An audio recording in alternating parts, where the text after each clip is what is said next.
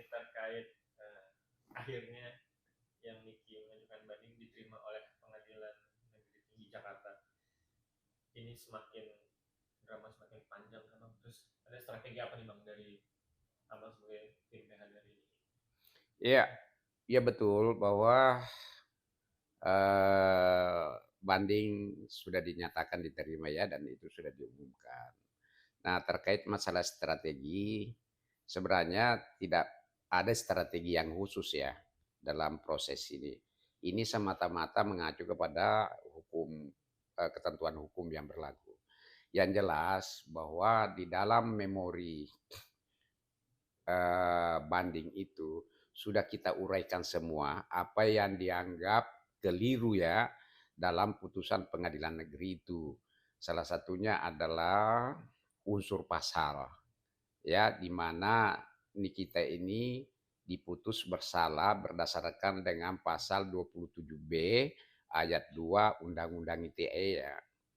Nah, kalau menurut kami yang paling krusial yang harus diluruskan dalam unsur pasal itu adalah di mana terdapat kata ancaman. Ya, ancaman itu artinya akan dilakukan dan di situ ada alat yang dipergunakan untuk mengancam, yaitu rahasia. Artinya apa? Rahasia ini belum dibuka sehingga akan dipergunakan sebagai alat untuk mengancam dengan memaksa seseorang untuk menyerahkan suatu barang. Ya, itu ya.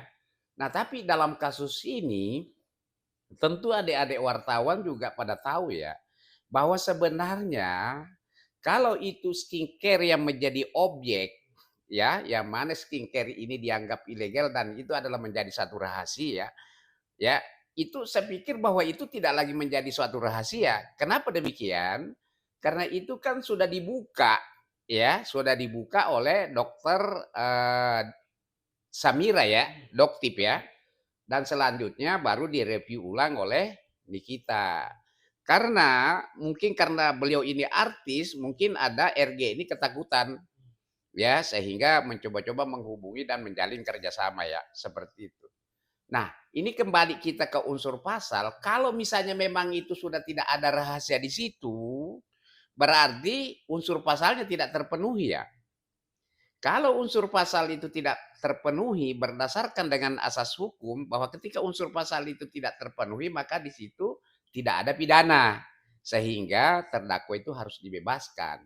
Kalau di pengadilan, kalau di kepolisian dia harus dihentikan penyidikannya kan seperti itu ya. Ya itulah tadi. Itulah yang salah satunya yang kami harus luruskan. Salah satu sebagai syarat pemidanaan itu karena unsur pasal itu harus terpenuhi. Ya kan? Itu adalah salah satu syarat. Dan kedua, syarat yang kedua adalah apakah perbuatan yang ada di dalam unsur pasal itu ditemukan minimal dua alat bukti yang sah ya di persidangan yang menjelaskan bahwa benar-benar unsur pasal atau perbuatan yang ada di dalam pasal itu benar-benar dilakukan oleh Nikita.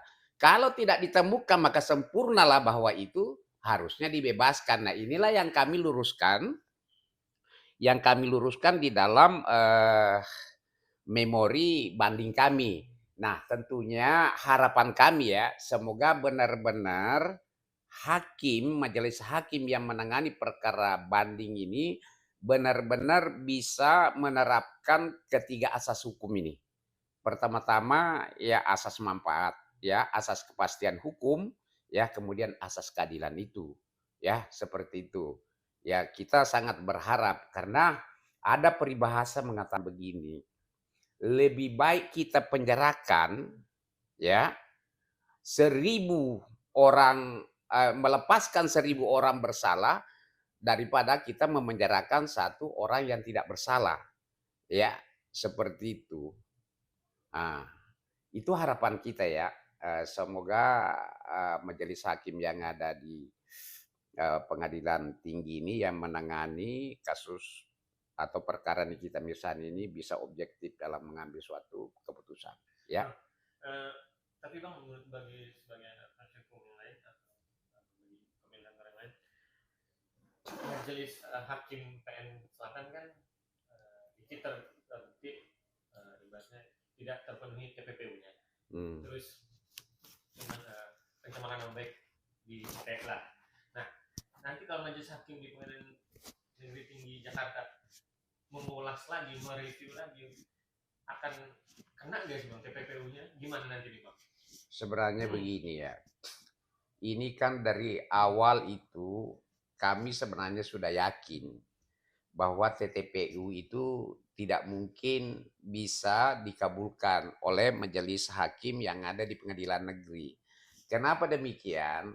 Karena kami sudah tahu bahwa kenapa TPPU ini ditempel ya dengan pasal 27 B ayat 2 itu tujuan utamanya sangat jelas dan semua orang bisa membaca supaya kita itu bisa dituntut lebih tinggi oleh JPU. Karena kalau pasal 27B ayat 2 itu ancaman hukumannya adalah 6 tahun. Tidak mungkin bisa dituntut orang 11 tahun. Itu hanya ditempel. Dan mereka sebenarnya tahu bahwa unsur pasal itu tidak terpenuhi. Gini, kalau di situ ada kan unsur pasal itu salah satunya adalah dengan sengaja ya, mengaburkan, menyembunyikan ya. Kan itu intinya. Ya, intinya seperti itu. Nah, ini fakta dan sangat jelas bahwa tidak ada di situ kesengajaan mengaburkan, menyembunyikan. Apa alasannya? Jelas yang mentransfer itu kan RG sendiri ya ke PT developer itu ya. Seperti itu. Kemudian notifnya juga itu kan namanya Nikita. Rumah juga itu kan atas nama Nikita. Jadi di mana letak unsur dengan sengaja mengaburkan atau menyembunyikan uang hasil kejahatan. Sebenarnya mereka itu sudah tahu mereka. Cuman ya itu tadi, kenapa sengaja ditempelkan supaya bisa dituntut lebih tinggi. Seperti itu. Ya, seperti itulah ya. Jadi kalau pertanyaannya bagaimana kalau diulas dan lain-lain, saya pikir mereka juga hakim di sana mungkin sangat-sangat pintar ya, lebih pintar mungkin daripada yang lain ya, termasuk saya. Tidak mungkin masa jelas-jelas bahwa itu unsur tidak terpenuhi kemudian dikabulkan lagi kan lucu itu, ya kan? Itu kan bisa menjadi mungkin ada masalah mungkin bisa dipermasalahkan dengan orang lain kalau sampai itu dikabulkan. Karena memang dari awal itu kami sama tim juga sudah membahas bahwa kami yakin dan pasti bahwa tidak mungkin dikabulkan itu. Karena sangat jelas unsurnya itu tidak ada dengan sengaja mengaburkan dan atau menyembunyikan ya seperti itu. Nah, ini terkait pidana dulu ya. Ya.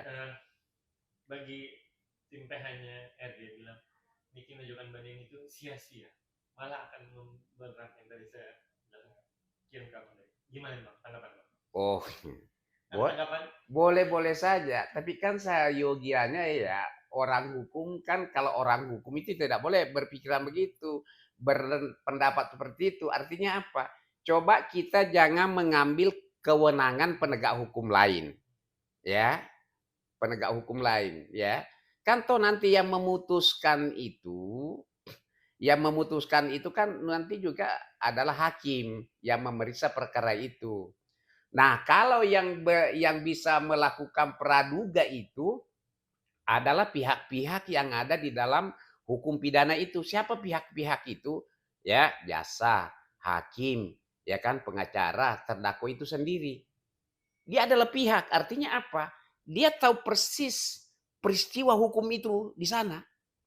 Tapi kalau misalnya selain dari pihak itu mengatakan bahwa percuma akan lebih tinggi, waduh, ada apa ini? Ya, ada apa ini? Percuma ada ini, ada apa? Jangan-jangan benar-benar kasus ini dipesan gitu loh ya. Ini kan boleh semua orang menduga-duga. Kalau ini sudah dipastikan, sementara dia tidak tahu peristiwanya, jangan-jangan ini ada, jangan-jangan ini ada bermain ini, ya kan? Mengkondisikan ini kasus ini. Kira-kira begitu ya. Itu mungkin jawaban dari saya.